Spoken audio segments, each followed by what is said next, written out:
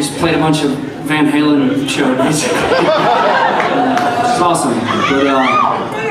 But we did. Hey, my man, will you turn on my vocal just a little bit? Thank you, brother. Yeah. I just want to come back out and play a couple of songs play a couple of songs for my pops, because this is.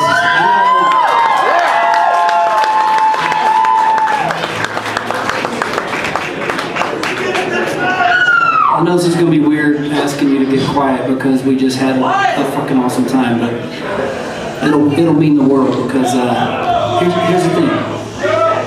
It's cool. We'll do it easily.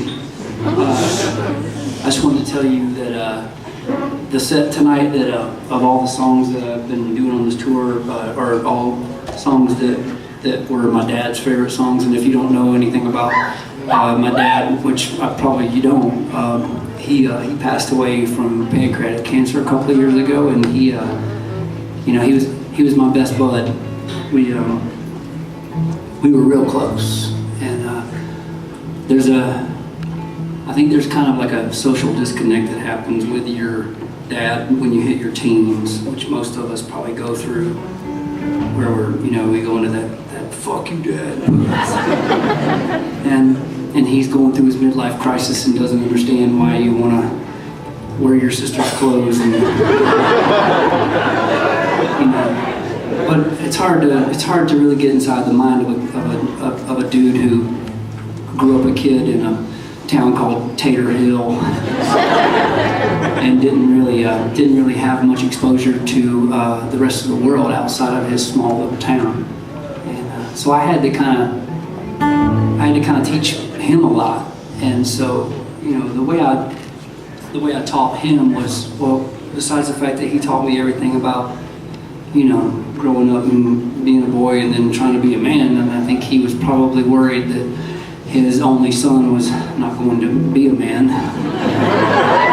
But at the same time, my dad was this just ultra-conservative, Bible-thumping dude who didn't really know much outside of that, so rock and roll kind of scared him, which rightfully so. I can understand that, because the chances of making it doing that is probably getting struck by lightning, And so I think he just didn't want his son to be a failure, because my dad failed in high school and didn't do very well at it, and somehow was got a job that barely fed all three of us, and he just didn't want to see it end up being maybe following in his footsteps, I guess, at the same time as doing something. And I said, Dad, I'm not going to go to college. And he said, why don't you want to go to college? And I said, because I just feel like, not everybody's cut out to go graduate and then go to college and get a job at the mill and, make cups the rest of their life and then just settle for that. I was like, I like rock and roll, and I'm gonna try to go make it doing it. And so he said, and it was cool because my dad, being this kind of conservative country boy that he was, he said, well, I'd rather you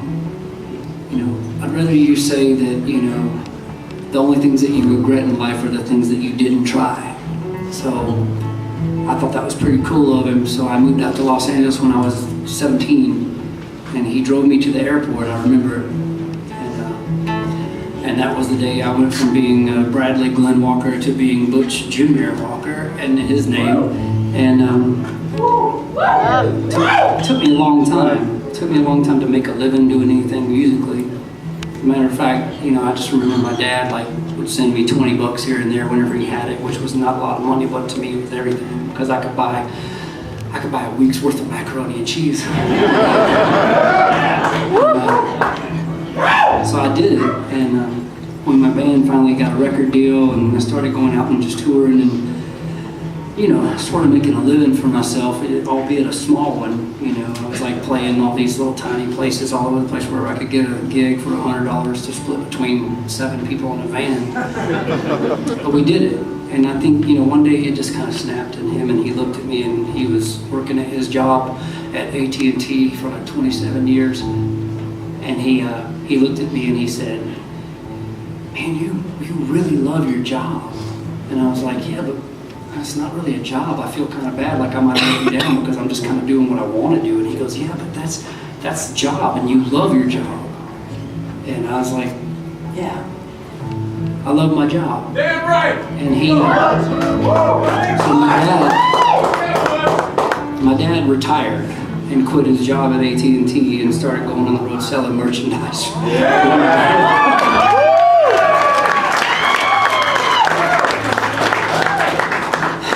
And you know, it was cool. We had some great moments because, you know, we missed a lot. You know, we missed a lot of hanging out together. I'm sorry this is long. I'll get out in a minute. But he, you know, he ended up catching up with me. And when we were sitting in like a Motel 6 on a Monday night in like Spartanburg, South Carolina, just like drinking shitty vodka and counting like $100 in merch money and being excited that we sold that, you know? Yeah. It was cool. It was cool to do that with my dad, and I hadn't done that in a while. So I don't know. I've stuck with it for a long time and a lot of years, and now I'm 45, and I have a 7-year-old boy. And, he's rad. And my dad, you know, he got to know him at least, and he, when he was in his bed a couple of years ago, and I took in a couple of songs that I was working on for a new record, and I sat there beside him and I played him a couple of songs from the new record, and this is the last song that Big Butch ever heard, and I'm gonna play it for you. Thank you, bud. Thank you. Singing from the ditch with a seatbelt. Bet you thought I'd never say that I was wrong. Never know where you're gonna find it. Somewhere in the back of your eyelids. The liquid truth can kill you. It's courage made to thrill for so long.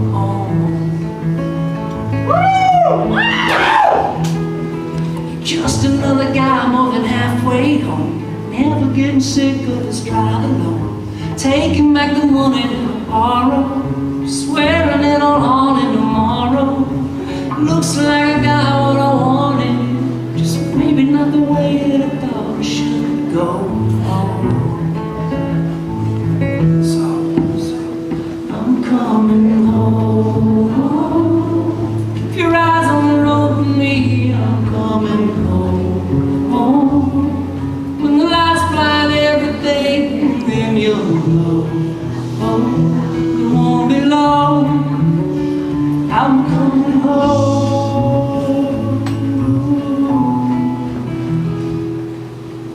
Man, there's so many things I should have said. So many others really could have wound up dead.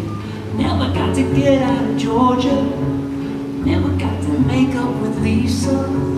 Never got to die in Vegas. Sleeping at a wheel in a car that won't roll. So I'm coming home.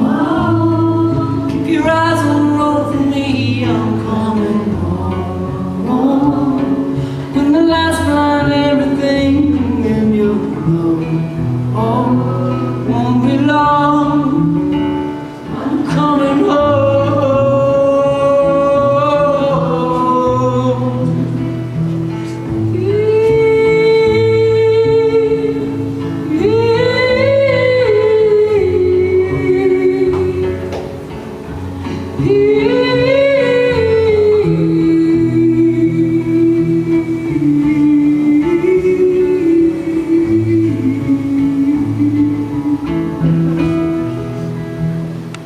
So mama and dad, they don't know they care. Wife and son, there's a box of steel. His 3 initials on it. He should have a come on it. There's a note saying everything my mouth can say. Take a look at the drive.